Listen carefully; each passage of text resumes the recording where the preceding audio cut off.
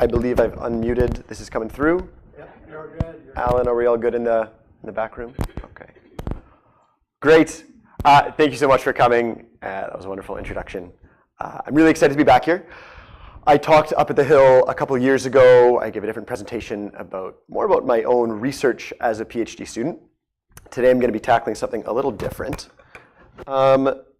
And I'm going to do one more technical thing. I want to make sure that my laptop is plugged in. David, are there plugs over here on the far side? Okay. 1 second. Hold. Okay. All right, now it won't give out in the very middle of my talk, and we'll be all good. So, I do that. Okay, great. Yes, I'm really excited to give this talk. I want to say one thing before I go into it, is that hopefully I'll explain all the terms as they come and go. I'll ask for questions about the talk to be held until the end for the most part. But if there's ever a term that comes up that you're really unfamiliar with and it's something kind of way outside what you've heard of before, please just raise your hand, ask me to clarify. I'm happy to answer a few questions throughout in that way. Otherwise, let's get going. So today I'm going to be talking about the Milky Way galaxy, the galaxy that we're all a part of, a galaxy that many of us have maybe never had a chance to see in the night sky, but those who have been lucky enough to be outside on a really dark night, really far away from the city, may have caught a splash of really soft glowing light across the night sky, which is a really hard thing to take in all at once when you see it in the night sky that maybe you're not so used to seeing. It's a massive collection of stars and gas and dust that I'm going to spend the first half of the talk describing in detail. That is really quite a large galaxy as we look out into the cosmos. The Milky Way is made out of about 100 billion stars, 100 billion stars like our own sun, ranging in a wide variety of masses and colors and makeups. And we're going to learn the story today of how the Milky Way came to look the way that it does in the night sky that we see, all the things it went through to get there, the kind of main cataclysmic event that shaped the Milky Way into what it looks like today, and then what's going to happen in the future as it moves forward in time. So let's get into it. And we're going to start just with a couple really beautiful images of the Milky Way that I didn't take. I found these on Google. But these are really stunning photos of the Milky Way that you can see with your own eyes or a pretty good digital camera. I love this one. I have no idea which mountain range that is, but that is such a stunning photo of the Milky Way. You can even see it reflected in that lake in the bottom part of the image. And finally, this photo, which is one of my favorite photos, really. This is a photo taken by an astronomer who was working at the European Southern Observatory in Chile. These are the very large telescopes. They're actually on a plaque over in the education center. And this incredibly detailed photograph of the Milky Way with that laser pointing right at the heart of it shows an amazing amount of detail, especially when I go and compare it to the most detailed modern map of the Milky Way that we have created as astronomers, as scientists, as cartographers in a way of the Milky Way around us. So we are within the Milky Way. The sun is part of this big, flat, spinning system. The sun orbits around the center of the Milky Way, much like the planets go around the sun. And this map is a three-dimensional map being put onto a 2D surface, in the same way that when you look at the Earth on a flat map, you're actually seeing an entire globe. This is taking the entire sky all around us in all directions that we're looking out onto and placing it on a flat surface. And we're pointing directly at the center of the Milky Way there. So these edges here at the far edge are actually kind of behind you if you were standing within this globe, looking out onto the Milky Way. And from that image that I showed you before, taken just with a digital camera from the top of that mountain in Chile, this is, as you can see, the exact same structure. I think, oh yeah, I could point up here. In particular, look at this little dark checkmark feature here. Oh. Yeah, that's that same feature kind of right at the center of the Milky Way. And this is an incredible map made of like literally billions of stars measured by a really amazing satellite, and that other image I showed was just taken with a digital camera, which is pretty stunning. We think the Milky Way looks something like this from the outside. We've seen a number of different galaxies, quite a lot of galaxies like this in the universe. We call them spiral galaxies, characterized in particular by these blue sweeping arms. These blue sweeping arms coming out in a spiral pattern, and we see this galaxy kind of almost top-down, bird's-eye view. But it's actually quite thin, as you can see. Imagine you were within this galaxy. That's what you would see, this bigger map, this really thin stretch of light. And so those spiral arms are actually contained to quite a small region of space. And I'm going to let you in on a little thing that's going to come up later, is that this blueness that we see on these spiral arms indicates that new, young stars are being formed. So these spiral galaxies are these kind of cradles, these nest beds of stars, where lots of new, blue, bright stars are being formed, giving it this blue coloring. But there's a lot more detail that we're seeing in this image than just starlight. In particular, the sun glows a fairly whitish yellow color. And we see that glow over the Milky Way, but there's lots of other detail going on. I put it at that check mark feature. That's not starlight. What that is dust. And I'm going to talk about these three things here, because the Milky Way is mostly made of stars, gas, and dust. Now stars, I mentioned, there's about 100 billion of them in the Milky Way, each of which is a little nuclear furnace, turning hydrogen into helium, helium into carbon and oxygen, and all the other many elements of the periodic table. And they range from about 10-ish% the size of our sun, all the way up to maybe 100 times bigger than our own sun. And they shine in different colors. The small stars shine red, the middlest stars shine yellow, and the biggest stars shine blue. Gas is strewn throughout the Milky Way, and gas is the stuff that eventually turns into stars. Something that's kind of funny about the way stars form is you need to take all this diffuse gas, and when I say gas, I mean like hydrogen and helium and oxygen and nitrogen, all the same things that are in our air and gases here on Earth. You got to take these big diffuse clouds of gas and get them to collapse down and down and down and down, and then turn into a really, really dense thing called a star. And that's always happening. There's this life cycle of gas turning into stars, stars dying, producing new gas, and that gas then turning into stars. And that's why I talked about there being new stars forming in the Milky Way. That cycle is always ongoing within galaxies like the Milky Way. And then all this dark stuff you see, all these dark lanes and these dark blotches, this is dust. Dust isn't going to play a huge role in what we do today, but I think it is an interesting thing to learn about how space works, is that there isn't just gas and stars out there. There's a lot of it's like dirt. I don't know, like big rocks. Like we have the asteroid belt here in the solar system. There's a lot of just stuff floating through the Milky Way. And when I say dust, I mean like microscope level, sand-sized pieces of carbon, silicon, magnesium, iron, the elements that make up the metals and rocks and minerals here on Earth. A lot of that same stuff is actually produced by stars at the end of their lifetime and ends up floating around in the universe, in the galaxy, and what it does is it just kind of blocks out the light from behind it. So that's why part of this bright center of the Milky Way is a little obscured. And you can also see this dust is mostly contained to this thin strip, the kind of thin body of the Milky Way. Now, the Milky Way, as well, has some structures within it, some structures that we've identified and some structures that we've kind of defined because they tell different pieces of the story about how the Milky Way, they tell different pieces of the story about how the Milky Way came to be today, but they've revealed to us different parts of this story.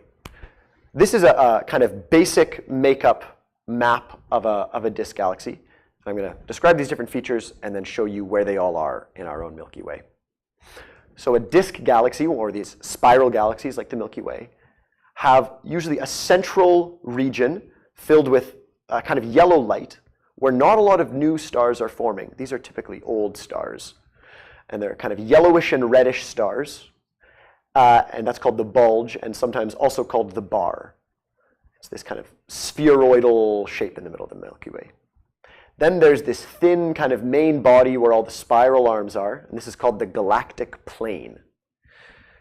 In this schematic, you can see this thin dark line. That's all the dust contained within the galactic plane. And zooming in, we describe the galactic plane with two distinct features. Features that are going to become really important in the rest of our journey that I'm going to describe in more detail. And we call them the thin disk and the thick disk. In this thin structure, this narrow body of the Milky Way, there is a thinner component made typically of younger stars, and then there is a thicker component made of older stars. We're going to come back to that. And then finally, it's hard to see on this projector. It's actually kind of hard to see on the image in general, but there's this dashed red line around the outside. We call that the stellar halo. The vast majority of the stars in the Milky Way are bound to this middle part of the galaxy, but there are a handful of stars kind of flying in and out, way up and down above the disk in this thing called the stellar halo. And it's mostly just old stars up there. So to describe those in a little bit more detail, we've got this central part of the Milky Way, this bulge, which is made of, there's some new stars in there, but it's mostly old stars. We then get the thin disk, where we get newly formed stars, where those spiral arms are kind of contained to. We get this thick disk, which is where there are older stars, which formed in the Milky Way a long time ago. And part of our story is going to come back to how these stars formed in this thick disk. And then this stellar halo, this part where there's just a handful of stars flying through, these are the oldest stars. The Milky Way, over its long lifetime, was built up into what it looks like today, in part because lots of other little galaxies were gravitationally attracted to the Milky Way. And they fell towards the Milky Way, and they were completely disrupted and torn up into shreds. But those stars still remain. Those galaxies fell in a long time ago, but the stars were kind of mixed up and tossed around. And those stars remain in this stellar halo, and still fly around today, showing us the path, the infall path that galaxy took billions and billions of years ago. And so this stellar halo is made of other galaxies that have joined the Milky Way. I'm just going to loosely point out those different features on our map here. We've got the bulge, this bright central part, the thin disk where most of the dust is contained, and the thick disk where kind of the stellar light gets out to. And I'm just kind of drawing lines on here, but that's to give you an idea. And then the stellar halo being this bigger, diffuse, softly glowing part around the really bright parts of the Milky Way. Now, there's one more really important piece of light on here, and that's these two splotches down on the bottom side, which are actually two other galaxies. There's a number of galaxies really nearby to the Milky Way. You have to go pretty far to find big galaxies, but there's many smaller galaxies that spend their time orbiting around the Milky Way. In much the same way that planets go around the sun and our sun goes around the Milky Way, other independent galaxies have been caught up in the gravitational pull of the Milky Way and spend their time orbiting around, but they haven't been torn to shreds yet. They're just still on their orbit. And these two galaxies, actually be able to see them with your eye on a really clear night in the southern hemisphere, in the same way that you can sometimes see the Milky Way on a really clear night. Now, I just mentioned that there's a whole lot of other galaxies in and around our neighborhood. And this diagram here, I hope this is doing it justice. This is kind of a map of our little local part of the universe. We call it the local group. Pretty original name. This is where we are. This is our little zone. The Milky Way is at the center of it. And you can see all these little name tags. There's a whole bunch of little galaxies that all orbit around the Milky Way all the time. We know of about 70 other little galaxies that are pretty closely confined to this region of space around the Milky Way. And then up here in this corner, this label here, M31, some of you may have heard of it by another name. This is the Andromeda galaxy. It's a galaxy that looks much like the Milky Way. It's a couple times bigger, but a pretty similar type of system. And it's got also its own kind of posse over here hanging out with Andromeda. it's going to be part of our story in the latter half of the talk.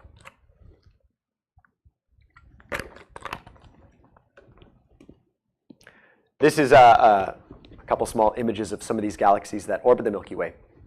This thing in the top corner, the LMC, or the Large Magellanic Cloud, is one of those things that I showed you as a satellite on our previous map. It's a pretty huge galaxy. It's about 10% of the size of the Milky Way, or 5%, pretty big. And then we're just in descending order of size, or of total mass, or of total. So I said the Milky Way has about 100 billion stars. This guy here has about 1 billion stars. This here has maybe 100 million stars. Stepping down, maybe 100,000 stars. Stepping down. These little galaxies down here only have about 10,000 or 1,000 stars in them total. But they're still galaxies. We still think of them as the same kind of thing, but galaxies can get really, really, really small, and they look quite a bit different than something like the Milky Way as well. This is Andromeda, the one I pointed out before. This is the galaxy that looks kind of like ours. So this is kind of what we think our galaxy looks like. And it's actually got a pretty big partner as well, a pretty large galaxy, about the same size as that thing I showed you, the LMC. And it orbits the Andromeda galaxy. And it's maybe about 10% of the size, or 5% of the size of Andromeda. And this is one of our first, one of the first things to tell us about the story of how the Milky Way has come to look the way it does, is that Triangulum, this galaxy I'm pointing out here, is a pretty big galaxy. So is Andromeda, and it's flying around it all the time, and it's causing all sorts of trouble. The gravitational influence of this Triangulum galaxy coming in can cause disturbances in Andromeda, can kind of stir things up. Now, from images like this, it maybe isn't clear that Andromeda is all stirred up. But using more images, being more clever with our techniques of how we identify stars and what stars are related to other parts of the sky, something that was found back in I want to say it was like 2009 was, I think, when this work was done, is a pretty intensive study was done of the Andromeda galaxy, not only of this galaxy itself, but all the space around it. And what was found in taking images all around, out to many degrees out around Andromeda, was a big map of stars all around the galaxy. And this little ellipse in the middle is kind of the shape of the actual galaxy itself. And this is Triangulum down here. But then there's this whole mess of stars that have been identified out to, well, much, much bigger than the size of the galaxy we see in that image. And all of this, these lines of stars here, this big kind of fan of stars, this huge arc of stars out here, all of this is the remnants of a long ago, just cataclysmic collision that happened between Andromeda and several other galaxies that fell onto Andromeda, stirred up the stars within the galaxy, and left their own stars in this huge kind of train wreck all around the galaxy today. Teaching us that many times over the history of a galaxy's lifetime, it will accrete another galaxy in, it'll pull it in with its gravity and just tear it to shreds in and around its gravitational pull. So this was established pretty firmly in, I guess, the mid-2000s. And the assumption based on this evidence and much else is that the same kind of thing has happened to the Milky Way in its lifetime. Now, this is a harder measurement to make because we get to look at this thing on the sky and map all around it and see the whole mess there. But we're inside the Milky Way, so it's a lot harder to kind of make a full map of the outsides of the Milky Way because we're inside of it, and it gets hard to figure out how far away stars are sometime. So this kind of map is a really hard thing to make of the Milky Way itself from the inside. However, we've been able to do this with some success. This is, I'll try and describe how this map is made. This is a map of a whole boatload of stars where, before I showed that big map of the Milky Way. There was all the stars in the disk. And then there was the dark parts above and below. This is an image of essentially the entire northern hemisphere of our galaxy. It's not one image. This is thousands and thousands and thousands of images stitched together. This would be like the equivalent of taking, images of the entire Pacific Ocean and making a whole map of the Pacific Ocean. That's like kind of the fraction of the sky that we're looking at. Like, I don't know, 20, 30, 40% of the entire sky.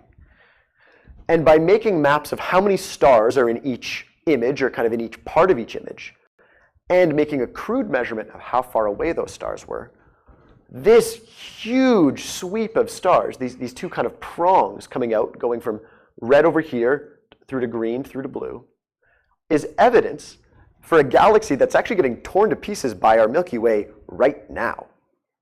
If you look, it's really hard to see because it just so happens that the Milky Way, as much as it's an amazing thing to study, it's also full of stars, and it's hard to kind of like see through to the other side.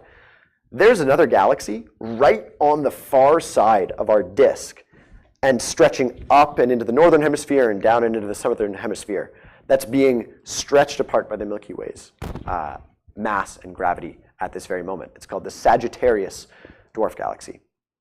And we found other evidence for other smaller things. This here is called the Orphan Stream, this name and this line of stars here. The Monoceros ring over here. We get clever names after all sorts of things for all these things in the sky. All sorts of little galaxies that have recently been torn up by the Milky Way. And so one of the main parts of this story is going to be to tell you about the merger, the collision that really changed the Milky Way fundamentally. And it's called the Gaia Sausage Enceladus merger, which is both a mouthful, not particularly informative, and annoyingly hard to remember. But this piece of science was only done in about 2016. It was identified by two independent scientists at the same time, and I'm going to walk you through how this discovery was made. And what happened here is that we have been able to identify within our own Milky Way evidence for an event that completely changed the way that the Milky Way looks and the way that the Milky Way grows. What do I have for time here? So there's two things that I'm going to tell you about in detail to walk you through the story. First is the orbits of stars, and second is the chemistry of stars. So I'm sorry, I'm just going to put my phone up so I can see the time. I don't want to get too... Okay, perfect. We're going.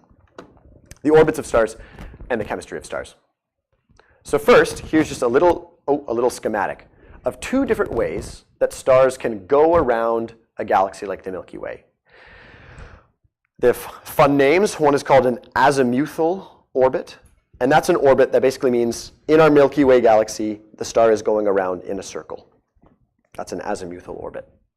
There's also things called radial orbits, where stars are more so going above and below the Milky Way and kind of shooting through the center.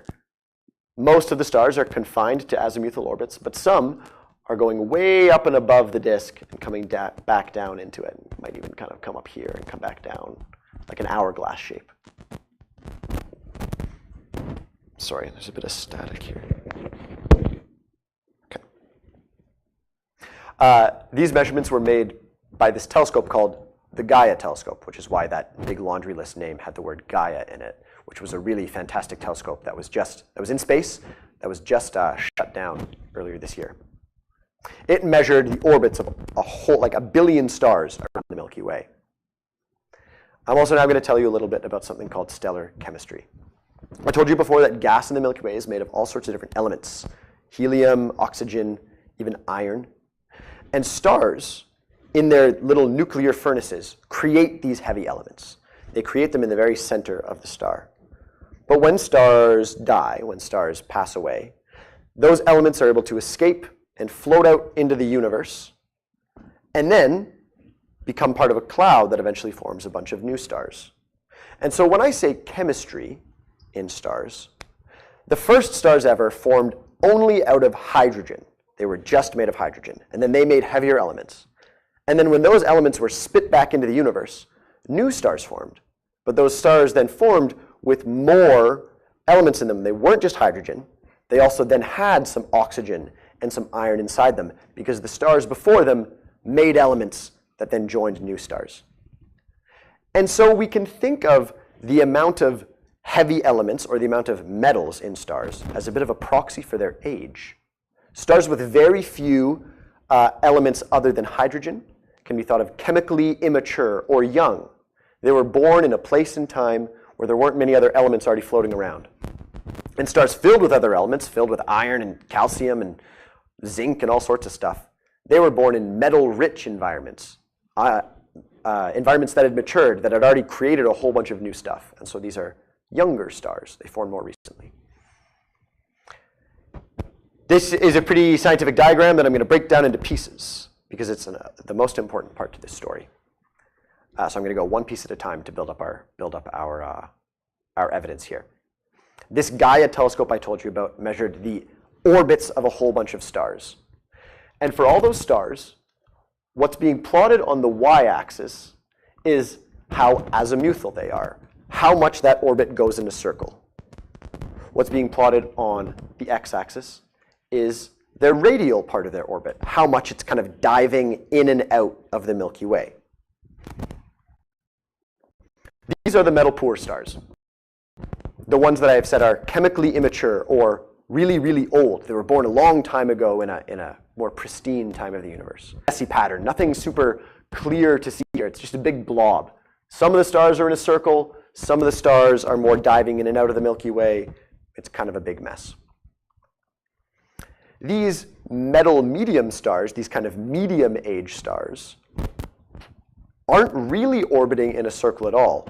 They're contained, their circularness is not very strong, but they have a wide variety of radial orbits. So they're not really going in a circle at all. There's a whole bunch of stars diving in and out of the Milky Way from all different angles at all different speeds.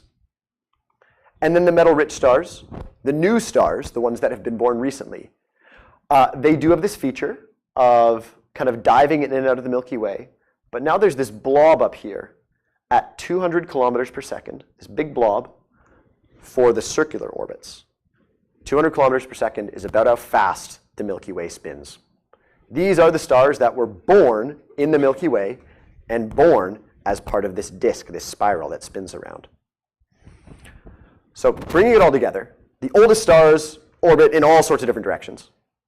No clear pattern. The newest stars mostly orbit in a circle. And the medium stars have this distinctly very messy pattern. They're not part of the circle at all. And this is the evidence that at some point in the history of the Milky Way, before the Milky Way even turned into a spiral, before it even turned into this kind of flat, thin thing that spins in a circle, because again, these are the oldest stars. It didn't even look like a spiral back in the day. Some major event happened that contributed a whole bunch of stars splashing in and out of the Milky Way. And then not long after, a whole bunch of stars started spinning in a circle. So the Milky Way was this kind of young, messy system. Something happens, and then the Milky Way settles into a circle.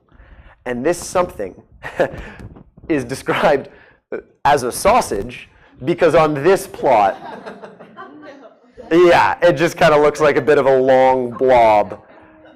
And the guy who did this, he's really good at naming stuff. It's a guy who works at Cambridge, and he's got a good sense of humor. And he called it the sausage. He thought it was pretty fun. Now, this was also discovered concurrently by a researcher in the Netherlands, and she named it Enceladus, or Enceladus. I actually don't really know how to say that. And they eventually agreed, we've discovered the same thing. We'll call it the sausage. We'll call it Enceladus. But this telescope also, this Gaia telescope, also made a major contribution to doing all those measurements. We'll call it the Gaia sausage Enceladus merger. And what this all accumulates to is that about 8 to 11 billion years ago, we can time it pretty well, a relatively large galaxy crashed into the young Milky Way. And it contributed all these medium-age stars that orbit in these very messy ways. And then just after this kick-started the formation of stars orbiting in a circle. And it wasn't that stars settled into an orbit. They have to be born in that circular orbit to stay on that orbit. Things don't really settle down in the same way. You have to be born on your orbit to be there. And this was named the Gaia Sausage Enceladus event. Now, what I'm excited to show you is that I have a movie. This is where it gets good, folks. So I'm going to show you something called the Winter-Gatan simulation, which was a really detailed computer simulation of this very event, of the Milky Way forming over time. What's going to happen is I'm going to show you the video, and then I'm going to step you through a couple different images so we can remember what was going on there. And there's two things that I want you to remember in this video. One, essentially two things that happen in the universe, if we really want to boil it all down.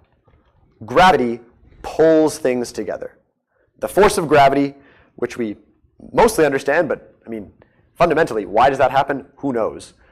The force of gravity pulls things together, and things that are more massive pulls things towards itself quickly and with more force.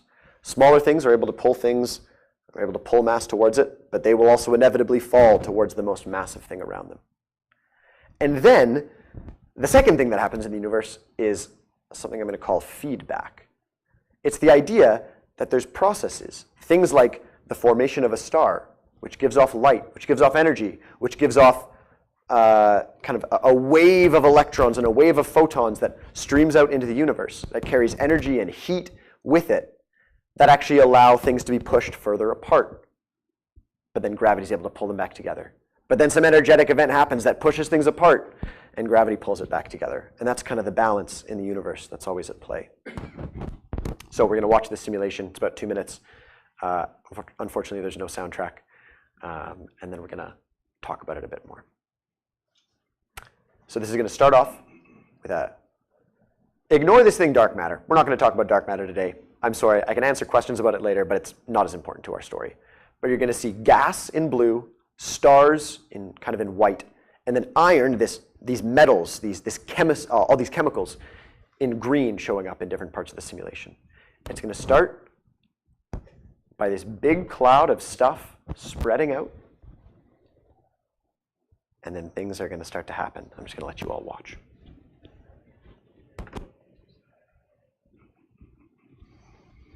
This is actually how we think the universe works. Like, enjoy.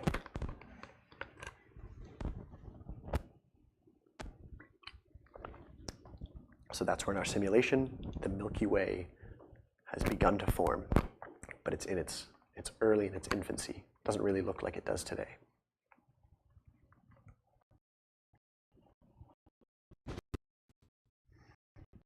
More and more stuff from its surroundings, becoming kind of the biggest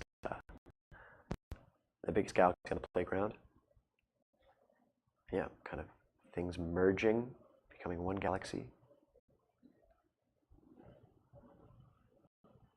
Other smaller things crashing into it.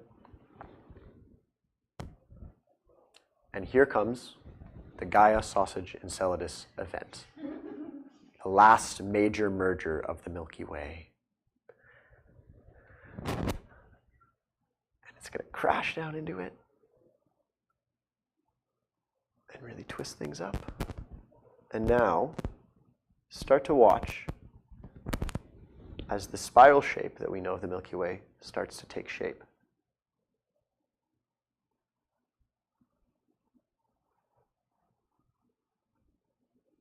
If you were to pause it and take a picture of it, you could start to see those spiral arms. You can see that they change pretty rapidly. The universe is the galaxy is a pretty fast-changing place. Only a billion years has to go by for things to change.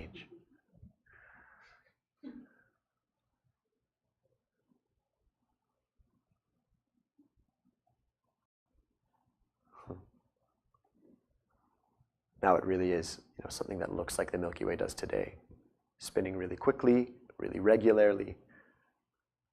There's a couple other galaxies, but really not too many. Things have mostly settled down, and the Milky Way has really come to dominate the area, and everything has collapsed in and joined joined the party.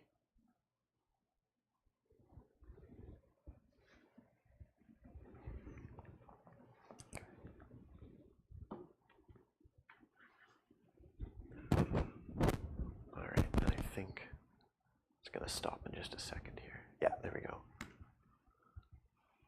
Okay, so let's walk through what we just saw. Early in the universe, things were pretty chaotic. There was lots of little blobs of light. There was that thing that we called the Milky Way, but it didn't look anything like the Milky Way yet. Lots of little teeny tiny galaxies floating around. The Milky Way had started to become the kind of the biggest dog out there, but then in comes this last major merger, something that was similar in size to the Milky Way, a little bit smaller, but pretty big compared to it at the time. And immediately following this interaction, we can start to see that the universe looks a little bit like a disk. It starts to get these spiral arms. After that, a whole bunch of these little satellite galaxies come and join the fun, and they settle into orbits in and around the Milky Way. And then we end up with something that looks like the modern Milky Way with a couple of galaxies around it and these spiral arms. The Milky Way has built up a lot of its mass, and it looks like it does today. And so returning to our original picture of the Milky Way, we can now connect these general descriptions I had to some of these events that we've just described in the simulation. The bulge, that central region, has been built up over a long, long time. So there's some new stars that have fallen in there and formed. But for the most part, it's old stars, stars that were actually part of maybe the original Milky Way itself. Then this thin disk is where all the stars are born in the modern Milky Way, the ones that are born on circular orbits, that have always been in there and are pretty young. Then there's the thick disk, these medium-aged stars. The thick disk is interesting. What happened here is that when the Milky Way was crashed into by that other galaxy and it started to form a disk, it wasn't so massive. Kind of the more massive it gets, the more that disk tends to tighten up. And so it wasn't so massive, it wasn't spinning so quickly. And so it formed a disk, but it was kind of thick and like lumpy. And then the newer stars started to form in a really thin region. So that thick disk is part of this evidence for this big merger. And then the stellar halo is where kind of all the old stars, some of which came from the GSE event and other smaller galaxies that fell in. And I'm going to take the last kind of five-ish minutes to talk about now that we know this about the Milky Way. The Milky Way has been built up by this incredible history of collision and all these galaxies joining the fun. But we think of the Milky Way as, well, the Milky Way looks like the Milky Way. It's this big spiral galaxy with these big blue arms where all these stars form. But we got to assume that things are going to change in the future. We got to assume that a lot can still happen. Will other galaxies crash into the Milky Way, kind of giving away the fun? Yes, I mentioned the Andromeda galaxy at the early on in the talk. What we think is going to happen next is that the Milky Way, a big galaxy, and Andromeda, a really big galaxy, are going to have a full-on, head-on collision. It's going to be a real mess, and they're both going to get completely twisted up before they settle back into a new galaxy that really just contains all the stars of both.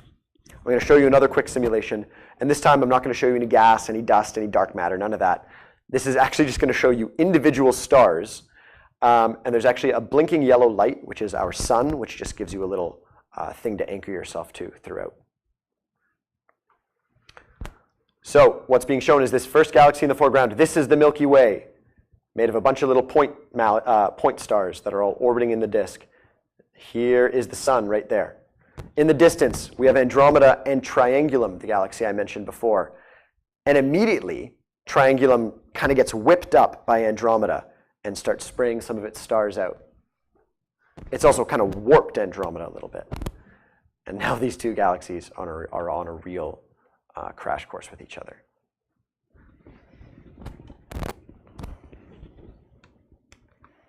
Well, the tension's building. What's going to happen?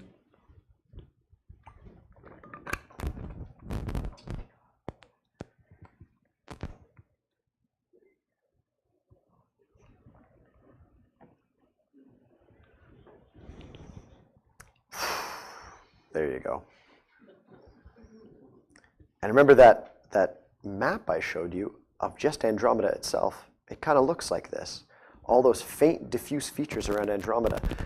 These lines of stars, these kind of shelves of stars, these big arcs of stars. All of this that we see today, evidence for mergers that happened in the past. clear as day in a simulation of what we think is going to happen in the future, given our best measurements. And now this whole thing's just getting twisted. And you can still see the sun plopping away. Sorry for interrupting, but would the sun actually still be alive by this point?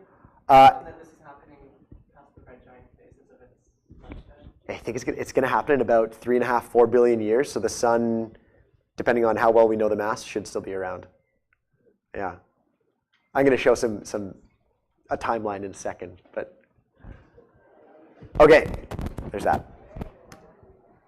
Okay, got a few more slides. I know I'm a bit over time, but we'll finish this off here. So this is awesome. This is a timeline made by somebody depicting if you were here on Earth looking out into the night sky on a beautiful, clear night. What would you see as Andromeda comes crashing into the Earth? So this is today. This is kind of like a real image of what things look like today. This is the Milky Way. Oh, sorry. Have I been pointing at this the whole time? That's my bad. This is the Milky Way, and this is Andromeda. As things get a little closer in 2 billion years, we'll get to see this thing up close and personal. This is where things start to get exciting. Shortly after that, things are going to get real close. We're going to see that right in our faces. And then the party starts. Not only will all the stars of these two galaxies get mixed up together, but this will actually initiate a whole lot of new stars forming. All the pressure and all the torque on that gas and dust will force some stars a lot more stars to be created in that time. Now this is going to still happening. They've kind of moved through each other. And then, after all the crashing has happened, maybe another billion years later, things start to settle down. Start to settle down into the Milky Way's kind of next shape. And eventually, this is what the night sky will actually look like. All right. So the future of the Milky Way is to look something like this. We call these elliptical galaxies. And in general, things about the size of the Milky Way have these beautiful spiral arms and are shaped in these disks, and they're forming all these stars. But when they get too big and they experience a collision so massive that it shakes up all the gas and it shakes up all the dust and it shakes up all the stars, we end up with a much simpler shape. They're called elliptical galaxies because they kind of just look like a blob. You could probably draw an ellipse around it, or a circle if they're really spherical. And this is the result of all the stars in the galaxy, all the gas and dust in the galaxy being turned into stars, and there being no more gas left to make new stars. And these things, tend to be the biggest galaxies in the universe. Evidence that even as we go to larger and larger galaxies, they change because of all these different collisions over their lifetime. The first collisions build them up into smaller galaxies. The next big collision turns them into a spiral, and kind of the final collision turns them into an elliptical. And you can even see in this image all these shelves and all these rings where the stars are still kind of reverberating from that big collision. So just to bring us all back, the Milky Way is this really complex place that we've had the opportunity to study in detail, both by looking at our nearest neighbors to understand its history and looking internally, understanding our galaxy through the motions of stars, through the chemistry of stars, everything that it took to turn the Milky Way into what it is today. And as well, what we think the Milky Way is going to look like in the future, and especially with the help of some really amazing, fairly precise theory and dynamical modeling and computer simulations, we can even see in detail how we think this whole story played out. It's been quite a ride to get to what the Milky Way looks like today, but thank you so much for listening, and I hope you enjoyed it.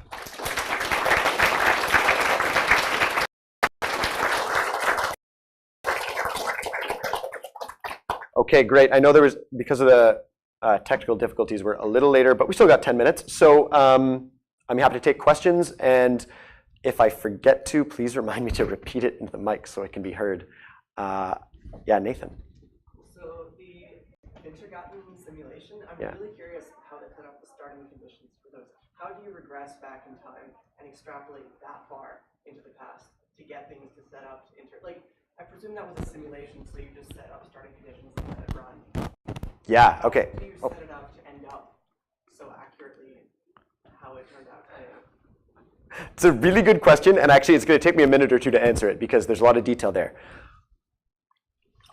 So Nathan has asked for the mic. Nathan's asked, you run a simulation, how do you set it up knowing that it's going to look like the Milky Way in the end, something that can actually tell us about the Milky Way's history? Computer simulations take a large array of shapes and forms in astronomy. Sometimes we run little tiny simulations, like you could even run a simulation of what the Earth looks like going around the sun. Just put in your gravity, have the sun with its mass, have the Earth with its mass, and kick it off and see how it orbits. And you could study something as simple as that. To study the universe, what people try and do is create little universes in their computer. And through a wide range of different observations, we have a pretty good idea of what the universe looked like in the, sounds crazy to say, in the beginning. We think we have a pretty good handle on a number of the physical processes that happened at the Big Bang, and for a few 100,000 years after that, and for a few million years after that, and for a few billion years after that. And we've tinkered with those initial pieces of physics a lot. And the first test was to say, can we just start something from the beginning of time over a huge area of the universe and have it then produce something that kind of on average looks like what we see deep into the universe, deep in the sky, based on hundreds of thousands of observations. So we can take big, deep pictures of the sky. And we managed to figure that out, I don't know, in the 90s-ish.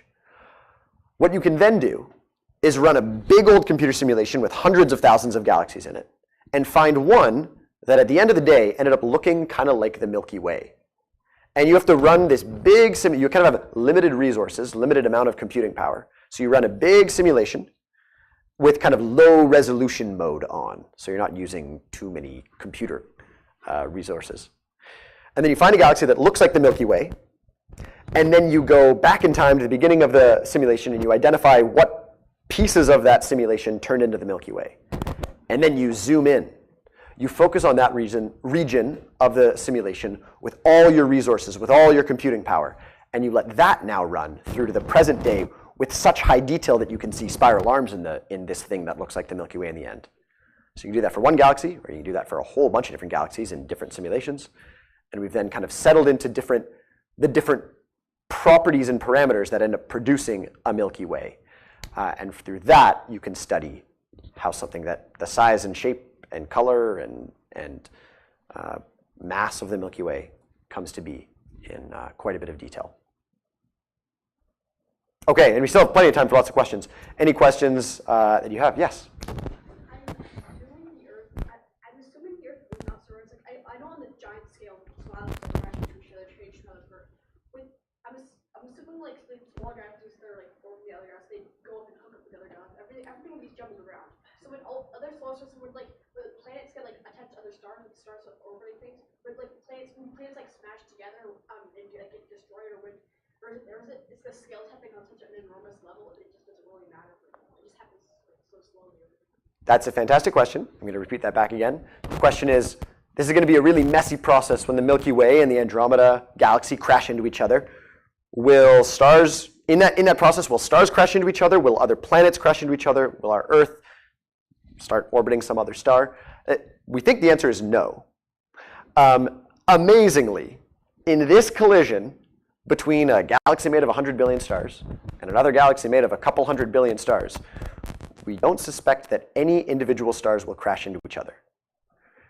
This isn't quite the same scale, but have you ever been told that like an atom is like 99.9999999% empty space? Galaxies are like,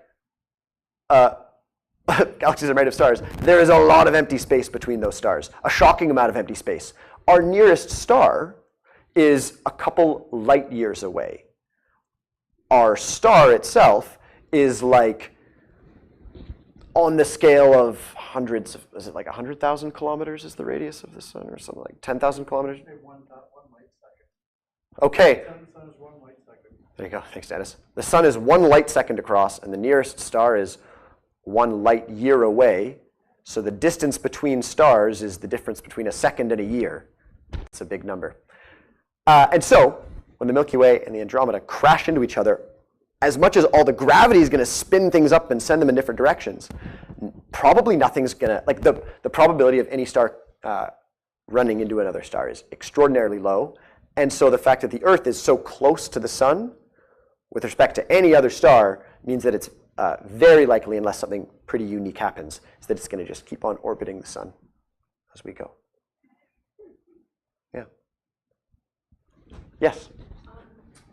So I'm really curious about where we are relative to the rest of the Milky Way, and specifically because I live in a really dark area, and I don't see the Milky Way every night. And so are we looking out at times? Is it just the way we're orbiting and we're not always seeing it? Because you don't see it every night, even if it's really clear and dark and whatever. Yeah. Why is it sometimes we see it and sometimes we don't? So we should essentially be looking at like the same portion of the Milky Way all the time. Yeah. Looking in towards the center usually? I don't think we are. Side or where? I don't think we are. Sorry, the question was asked. Sometimes you don't always see the Milky Way at night. Are we kind of changing our position relative to it throughout the year? I'm pretty sure we're not looking into the center because that picture of the center that I showed and superimposed on the image was taken in the southern, so we're quite a bit away from that. I think we kind of look out onto the edge of the Milky Way. Dennis, do I have a... Well, You might actually know this better than me. Throughout the year, you see different stars in the sky. And that's because we're looking, because the Earth rotates, or the sun rotates, the seasons change. So we are actually looking at different parts of the Milky Way at different times of the year. Now, it's going to be there probably every night, but maybe you're not up because sometimes it'll only come up in late early morning or whatever. Well, is it sometimes that you're looking more towards the center of Yeah, the bulge, sometimes, yeah. and other times you're not, and that's Exactly. when you really see it, that if, Yeah, otherwise you So just when, stars. I think in the summer, in the winter, when you see Orion, you know, that's part of the Milky Way. So yeah, it just depends on the season, whether you're looking towards the center or elsewhere. So when's the best time of year then to see the center, to see the? We have a hard time seeing the center because it's quite low in the sky here. If you go south, South America or Australia, then it's overhead and it's much more spectacular. But yeah, In the summertime, if you were at Cattle Point, let's say, okay, and you were looking towards the boat launch, right, towards the south, okay, you'll see Sagittarius there. So you're looking into the center there. Right now, the ecliptic, where it kind of follows along where the Milky Way is, it's very low to the horizon right now. So it's low. Is there a time of year where it'd be higher for us to see? Yeah, it changes over the year. Is it consistent with the seasons, or is it different? oh yeah, every time, one year to the next, the same season will give you the same view. I just want to mention one thing. Over 90 years ago, some really important work on the Milky Way was done here at this observatory. John Stanley Plaskett and